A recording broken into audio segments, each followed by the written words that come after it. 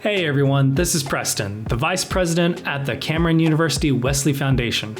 The Wesley Foundation is a Christian community that reaches students, grows disciples, and sends servants, and you're listening to the CU Wesley Podcast.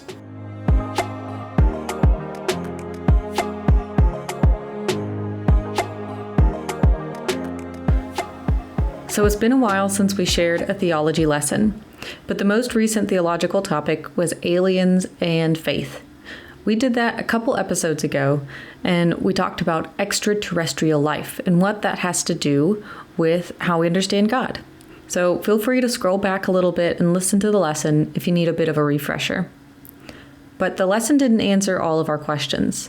So today we'll turn the conversation over to the group for discussion.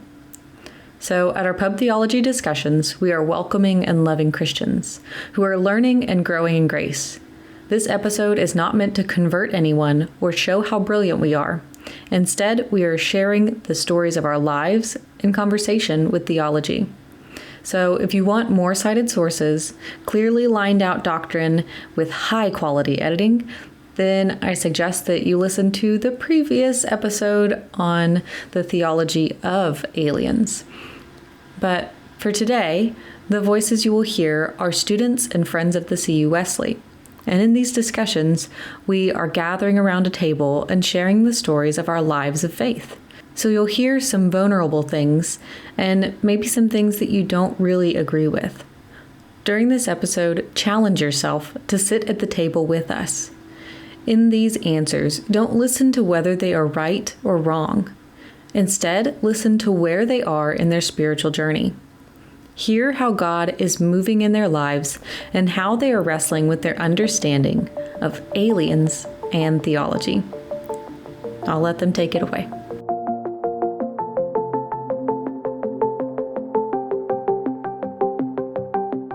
Okay, so my first question is, do UFOs and extraterrestrials have anything to do with faith and theology?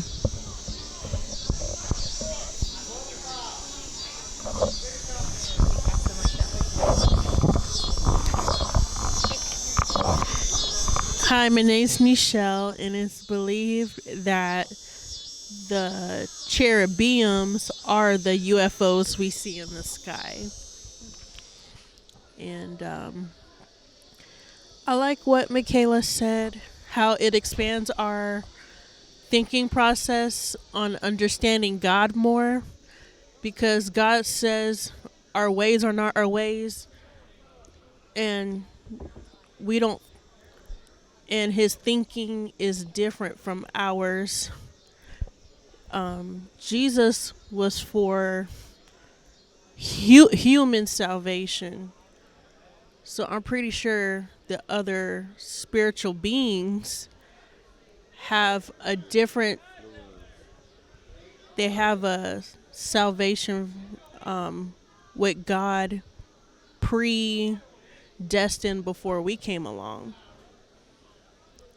Just like the angels in heaven was before man. So. This is an editing note. At some point we got distracted and started talking about like movies of aliens and physical alien beings coming down to Earth and visiting the Earth.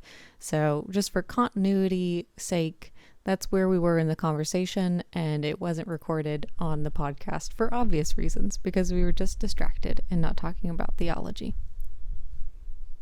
I think if we're talking like real world stuff, we as a human race, we're probably not going to deal with aliens that we're going to be able to interact with for a long time. I think the findings that we're going to see of life in space are going to be more like amoebas or diseases, like small things. Nothing that we're really going to be like, oh, yes, that's a creature. It is a creature in the understanding of like it has life, but we're probably not going to have to worry about something coming down and talking to us for a long time. I don't know. I don't think so. It's Nichelle again.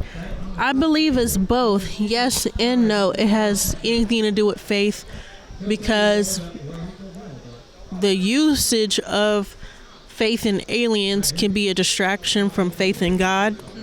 but it can also maybe bring somebody closer to God by expanding their thought process on how wonderful our Creator is.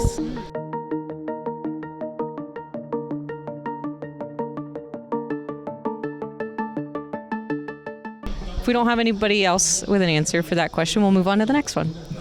So the next question is, would this mean the end of religion?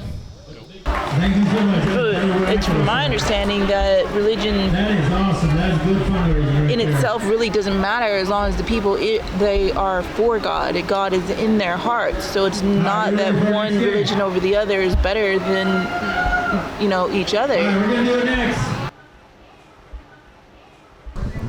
No, I don't believe it's the end of religion.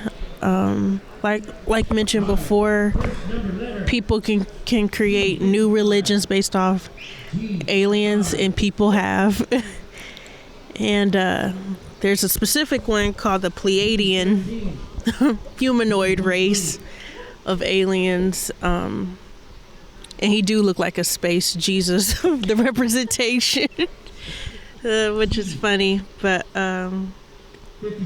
people will always find something to believe in, even if they believe they don't believe in something. In itself, the irony, that's believing in something. So no, I don't think it'll be the end of religion.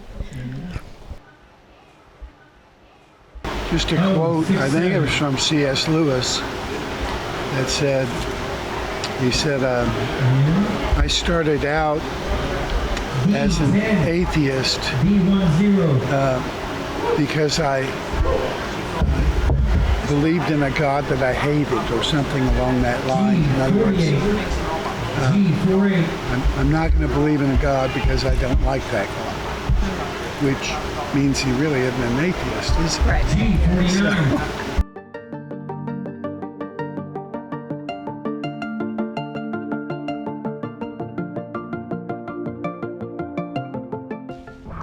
All right, well, it feels like we're ready to move on to the next question, so I'll ask it. So what would it mean for our faith if life existed elsewhere? I think we kind of already talked about it, but well, explicitly.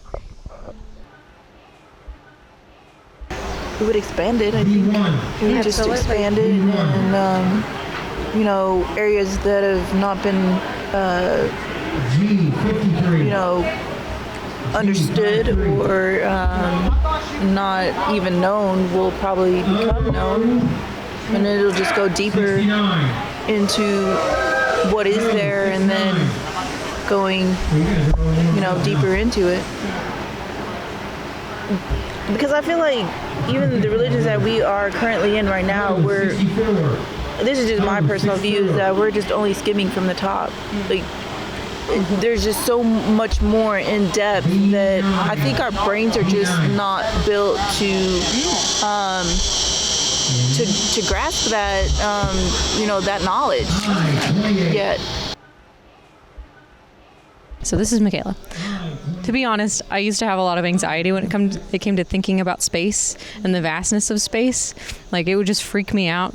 I remember as a little kid that just thinking about it, I had panic attacks. It was really bad. But I think you're right. Like, our brains aren't really meant to hold all of that, and that's okay. Like, there's a limited amount of space for us to understand an infinite God and an infinite universe. So, and I think that's okay. So we got distracted in our conversation and forgot to pass around the mic. But at this time in our discussion, we started talking about how not only do our brains have limited space in storing our understanding of God, but also our churches sometimes do, in how we store our theology, liturgy, or worship within our documenting systems. And so someone joked about that there's probably an answer about aliens and faith buried deep within the Vatican, or in some church files that we just haven't looked at.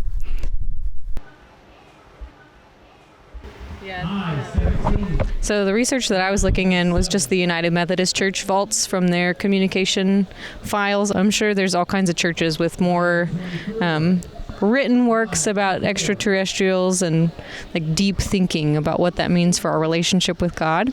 So I'd be fascinated to read their stuff, because I didn't anticipate finding this much.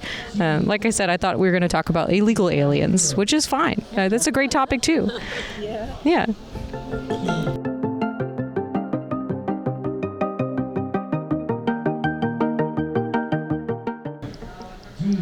I think we've already kind of answered how that might change our impact of understanding of God. But if anybody feels like they have more of an answer for that, that's our next question.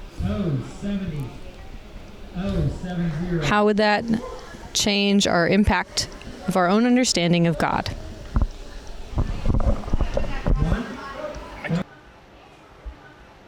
When you encounter someone at work who is a Buddhist,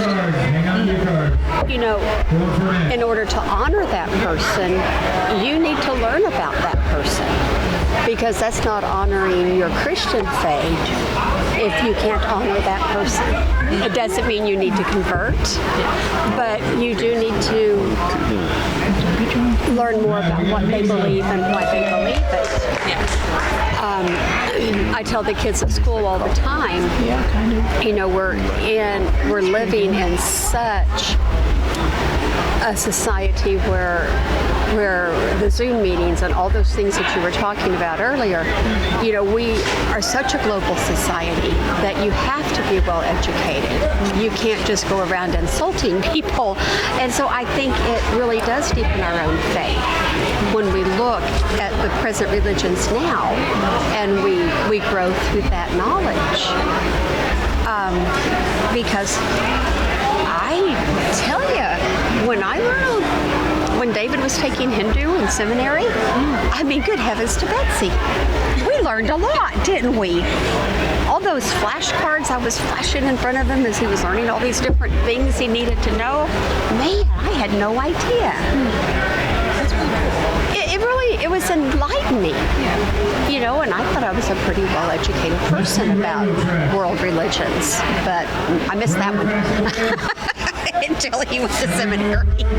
So anyway, that's my answer. I just think it deepens us even now, and I can't imagine how much deeper it would be with a whole new species or two. I would hope that it kind of expands our understanding of faith when it comes to like people from different backgrounds and ethnicities. I think we still have a really big area to grow when it comes to different people groups, people of color, and hearing their story and how God has moved in their life. So I would hope as we continue to look towards expanding our understanding of God and the universe that we first look to Earth and try to see God moving in the people that are already here. It's fallen. It's broken. Yeah. And so we're not going to be immune to, all the obstacles and roadblocks that are out there. We have to go through that stuff to mature, to grow, learn, to get where we're supposed to be going. So even though we might think for ourselves like where we want to go, that's not what God's thinking.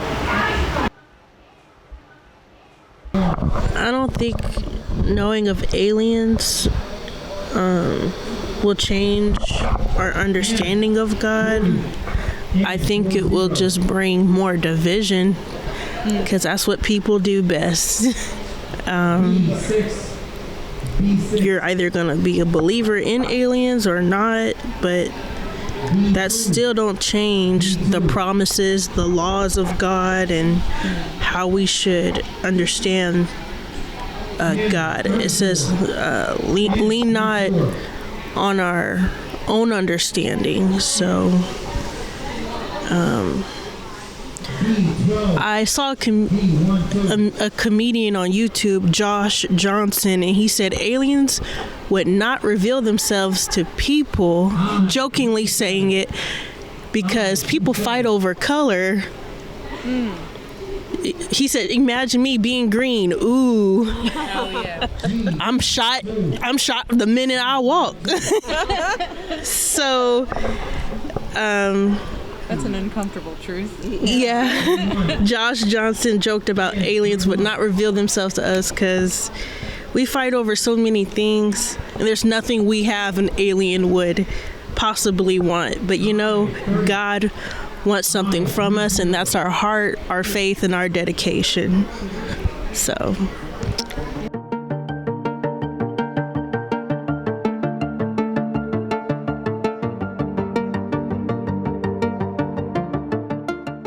It feels like we are moving on to the next question. So this one is, what does that mean for the incarnation of God in Jesus? Does this mean there is another version of Jesus out there?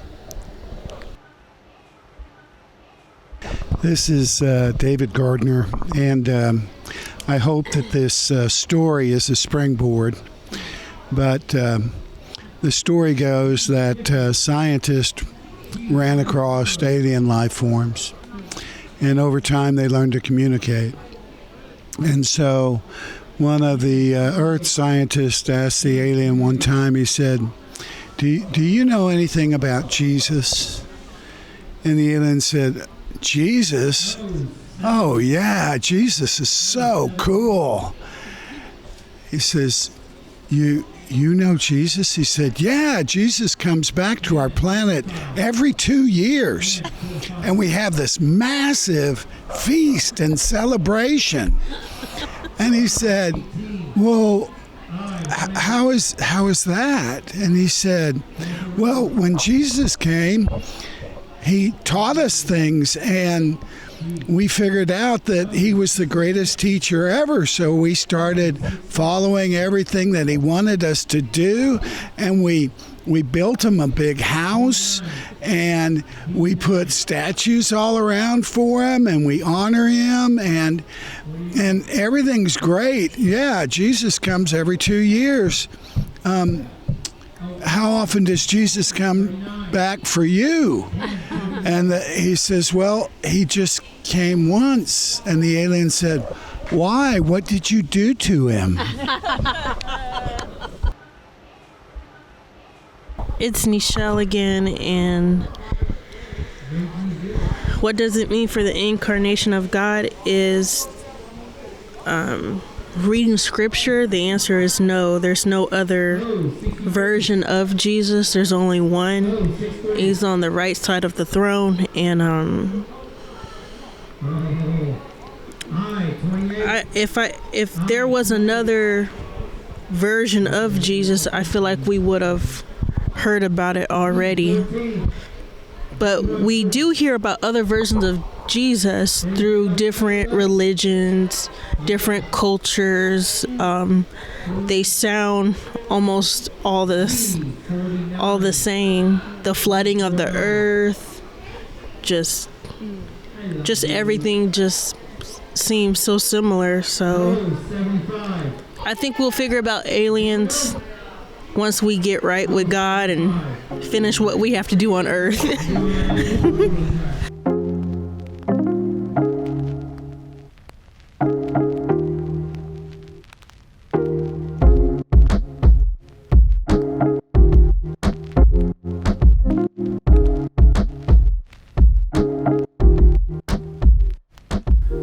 Thank you to all the people who shared their voices and their stories.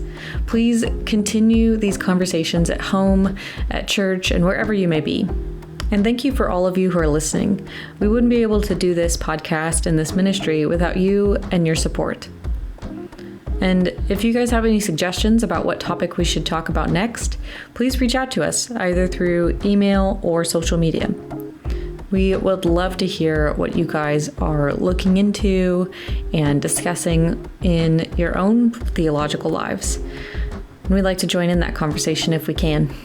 But until then, we'll see you later.